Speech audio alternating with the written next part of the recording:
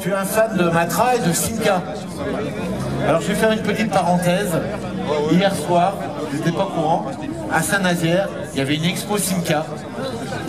C'est toute la semaine, mais il y avait une soirée privée avec Madame Pigosi, que j'ai eu l'honneur de rencontrer.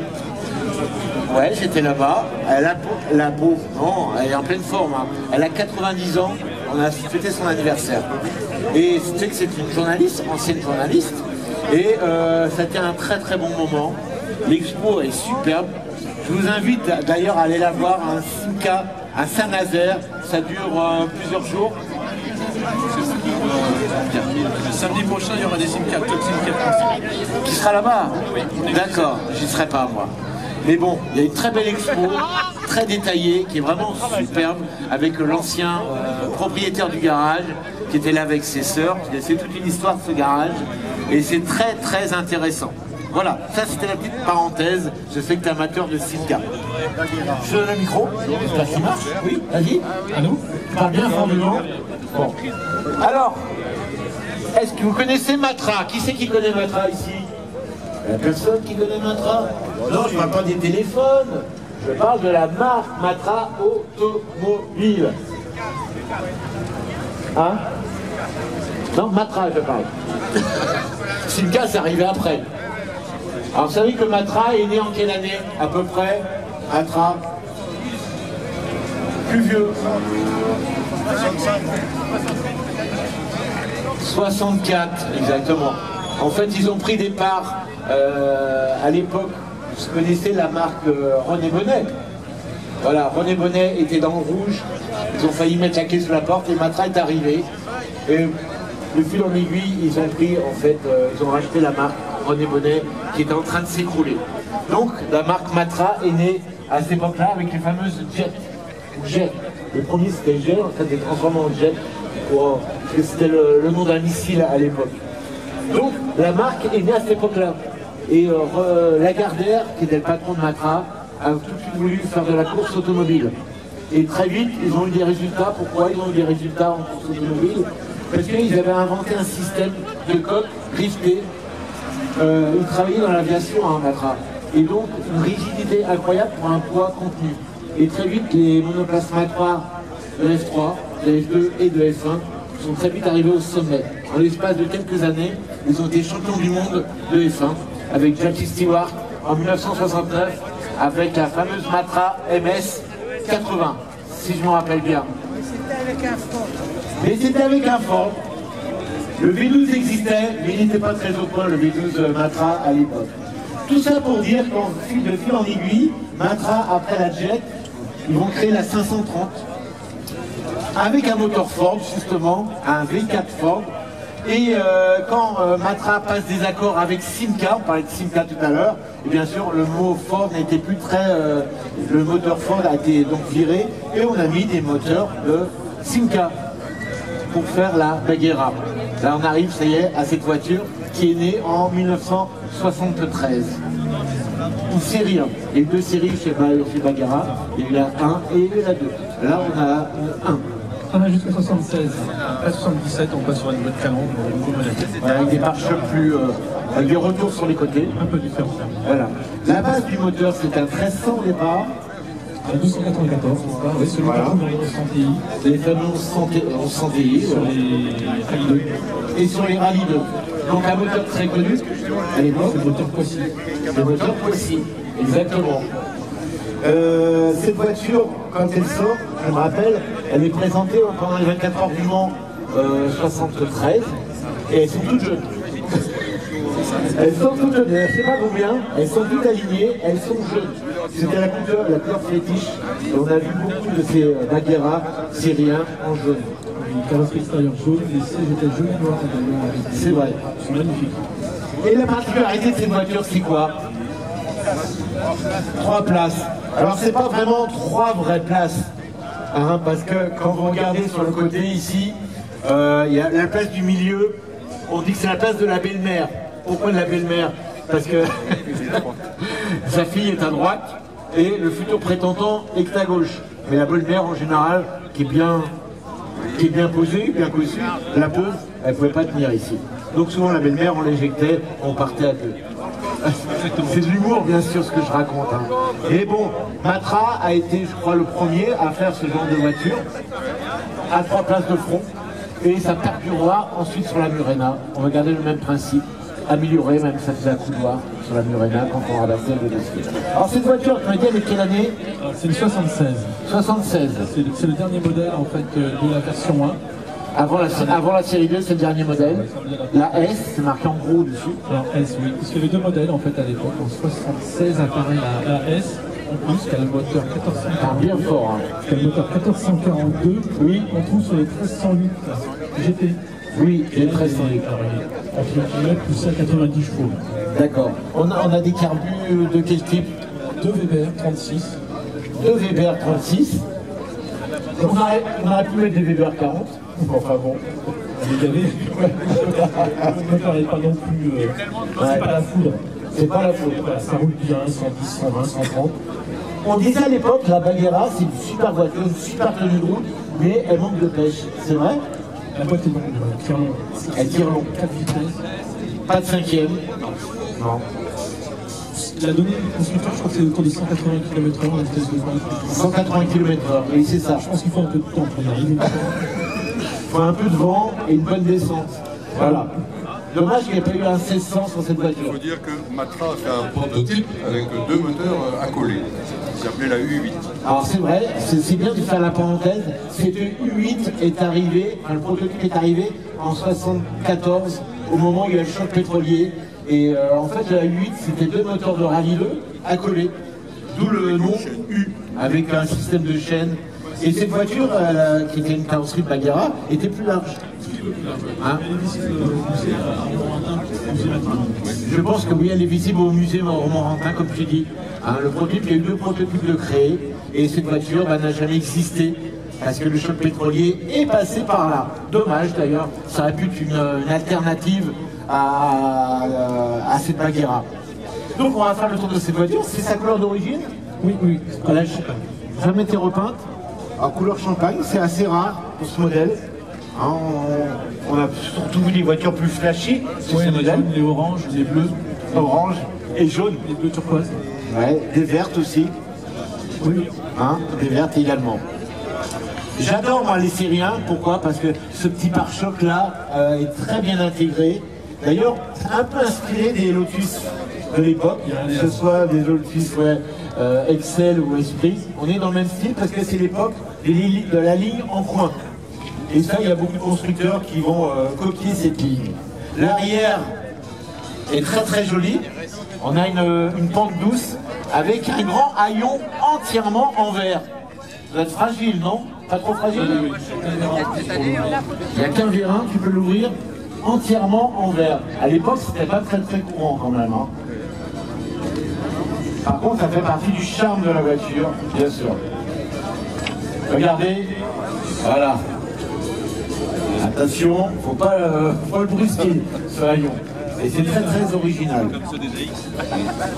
Pour accéder au moteur, c'est pas très pratique, comme tous les moteurs, on l'a pas dit, mais c'est un moteur central, bien sûr. Là, on a le coffre. Qui est assez profond et large. On en met pas mal quand même. Hein. Un club de golf. Hein, C'est ça l'idée aussi. si la belle-mère ne rentre pas là, à l'avant, on peut peut-être la rentrer là. Enfin bon, je dis ça, je dis rien. Hein. Là, bien sûr, c'est le moteur, mais on aperçoit que le haut du moteur. Hop. Voilà. Donc on voit bien les 2 carbus, comme tu le disais. Et très honnêtement, pour y accéder, on peut pas rentrer dans le coffre. Pour rentrer dans le coffre. Oui, systématiquement. La moindre, le moindre entretien sur cette voiture est très compliqué. Exactement. Ce qu'on voit ici, c'est bien sûr le réservoir sous, un qui est en plastique. Ça, c'est une réparation de l'usine Matra. Ça s'est réparé par l'usine Matra. On voit qu'il y a une coulure. C'est ce que m'expliquent tous les propriétaires. C'est vrai? Je travaillais chez Citar aussi. Ouais. Et en fait, la voiture avait ce défaut là. Un défaut d'étanchéité. Les fissures est là, il faut aller chez Matra, ils m'ont remis de la colle dessus. Dans l'état. Bon, après c'est une réparation Matra. Waouh, d'époque apparemment. Hein. Exactement. Ouais. Donc dès qu'on fait une grosse intervention, il faut sortir le moteur pratiquement. Ah oui, par-dessous. Ouais. Alors je vous rappelle que c'est un moteur comme la... Ouais. Comme la fameuse Simca 1100, c'est un moteur transversal avec la boîte en bout de moteur. Et à gauche. Ah oui. Comme tout ce qui se fait maintenant d'ailleurs. Après, il tourne dans l'autre sens par rapport à 145. Ah, il tourne dans l'autre sens. Ça, je ne savais pas. D'accord. Donc, on disait un petit moteur qui a, bon, il faut du temps pour s'élancer. Mais la tenue de route de cette voiture, elle est incroyable. C'est ce qu'on dit, moi, je n'ai jamais conduit dans ma travail. Il paraît que c'est bluffant, le passage en virage est assez impressionnant. Vous remarquerez bien sûr. Il mérite un moteur plus gros. Ben oui, un 700 comme je le disais. Vous remarquerez que bien sûr qu'il y a une lunette arrière quand même, parce que le bruit serait envahissant, qui protège surtout du bruit. Un petit peu de la chaleur aussi, mais très très vite, il fait bon dans la vie. Il fait bon dans l'habitacle. C'est une voiture qu'on se fait plaisir en hiver surtout. On a une chaleur qui rentre dans l'habitacle. Et l'été, c'est comment? C'est chaud. Alors il y a eu quelques versions avec des toits souples, des toits découvrables. J'en ai vu quelques-unes comme ça. Je sais pas si c'est une option ou un accessoire d'époque. Je pense que c'est une option. Une option. Ouais. Et ça devait aider quand même. Voilà. C'était assez sympa d'ailleurs. Mieux qu'un toit. Ouais, les fameux accessoires. Les feux sont repris sur d'autres modèles? Non? Ils sont uniques. Parce que sur les séries 2, ils vont évoluer. Hein, ça va être. Ouais. Ils ont juste en fait le tour qui est noir. Le tour qui est noir. D'accord. Alors bien sûr, la Matra, c'est une carrosserie en polyester, comme toutes les Matras, avec un châssis, donc un caisson en acier, une structure en acier, et une peau de fibre carrément dessus. Pour ça, quand ça commence à rouiller, c'est très compliqué à restaurer ce genre de voiture. Voilà. Après, sur les Murena, ça sera galvanisé, il y a moins de risques. Mais restaurer une Baguera qui a bien séjourné dans des milieux humides, c'est très très compliqué. On va regarder l'intérieur, si tu permets. Alors, regardez, hein, comme ça se faisait beaucoup à l'époque, pas de poignée, une petite encoche, comme sur les Renault 5 ou sur les Renault 15, Renault 17. Et voilà. Regardez l'intérieur de cette voiture. Alors à l'époque c'était très futuriste. Regardez le compteur. Le fond du compteur est vert. Rétro-éclairé en fait. Rétro-éclairé, c'est comme ça qu'on dit. Je peux m'asseoir à bord. Le volant, regardez la forme du volant. Pourquoi il est tordu. Non, il n'est pas tordu. Il y a un plat en bas. À votre avis, pourquoi? Pour passer le vent. Oh, c'est pas gentil ça. Et pourquoi tu dis ça en me regardant? Pour moi. Voilà, regardez bien quand je m'assois, la cuisse. S'il n'y avait pas ce plat, ça serait très très compliqué de passer la cuisse.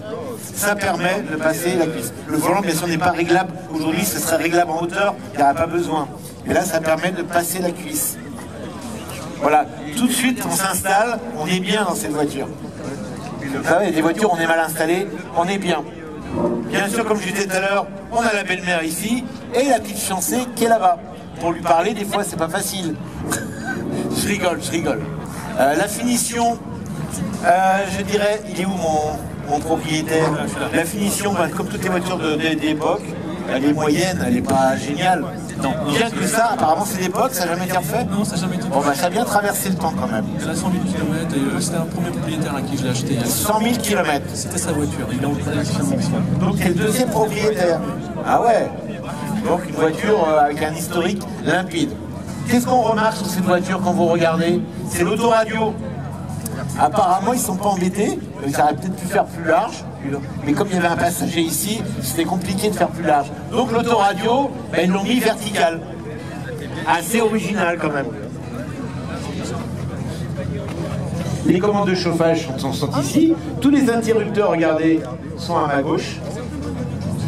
Il y a des vitres électriques. Elle n'avait pas tout à je crois pas. Non, sur les S. Sur les S, vitres électriques. Spécifique sur les S, t'as la peinture métallique. La peinture métallisée. Et vitres électriques. Et les vitres électriques. Donc une voiture assez bien finie. Regardez aussi à ma droite. Les gens ils doivent se demander ce que c'est. Je ne sais pas s'ils peuvent ouvrir de côté. Voilà. T'as une trappe là-bas pour remonter. Regardez, c'est quoi ce levier que vous voyez en bas? Moi je sais ce que c'est. Vous voyez qu'il y a un levier. C'est quoi? Non, c'est pas le coffre. Le haillon alors. Non. La trappe à essence. Après, je peux me tromper. Hein. Non, c'est le repose-pied, par exemple. C'est pour régler le repose-pied. Il est réglable. Il y a un repose-pied ici, regardez, et il est réglable. Ça aussi c'est étonnant sur une voiture. On peut l'incliner ou le mettre, ce qui fait qu'on a un repose-pied. Voilà. Si vous avez une petite amie qui a les jambes courtes, elle pourra se reposer sur le repose-pied, pardon. Pas de boîte 5 vitesses, on le disait tout à l'heure, une boîte 4 et un rangement ici qui sert de console. Voilà, une voiture assez simple, mais quand c'est sorti à l'époque, qui était assez futuriste dans le style de la voiture. Et regardez encore ce compteur, hein, vous avez tous les manuels ici. Regardez en bas. Vous avez bien sûr la jauge à essence, la température, la pression d'huile, la charge de batterie, le contour. On a tout ce qu'il faut sous les yeux. Et c'est assez bien d'ailleurs. La petite lampe, la baladeuse, je ne sais pas si c'est d'origine, ici sur le côté. Bagheera S aussi, zone de carte. Ah ouais, ok. Voilà, une très très belle auto. Alors tu as mis des housses dessus, c'est pour... Non, c'est pour propriétaire qui a ici. D'accord, mais c'est en bon état en dessous. Oui, ils sont. Alors on va pas déhousser, mais les sièges sont du même coloris que les contreportes bien sûr, hein, avec une partie sans doute sur les côtés simili-cuir et une partie centrale genre tissu comme ceci, ici. Voilà, tout ce qu'on pouvait dire sur cette voiture. On peut peut-être ouvrir le capot avant, mais je ne sais pas si c'est utile. Il y a la roue de secours à l'intérieur. On peut voir? Allez, et après on va te laisser, je sais que tu es pressé. Il est assez pressé, donc on va pas l'embêter trop longtemps. Alors les phares bien sûr, c'est la mode à l'époque, hein. Les pop-pop comme on dit.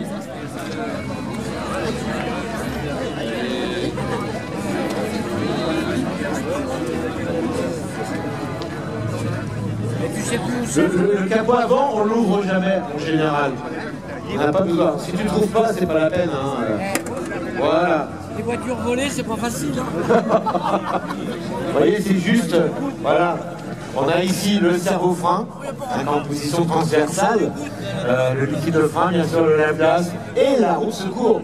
Les fameuses roues jantes qu'on trouvait sur les Bagheera à l'époque. Vous remarquerez ici une grosse barre de renfort entre les triangles supérieurs. Et voilà. Et la batterie qui est cachée juste derrière.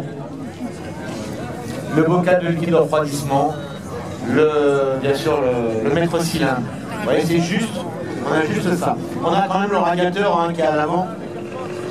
Le radiateur est juste là, ici, à l'avant.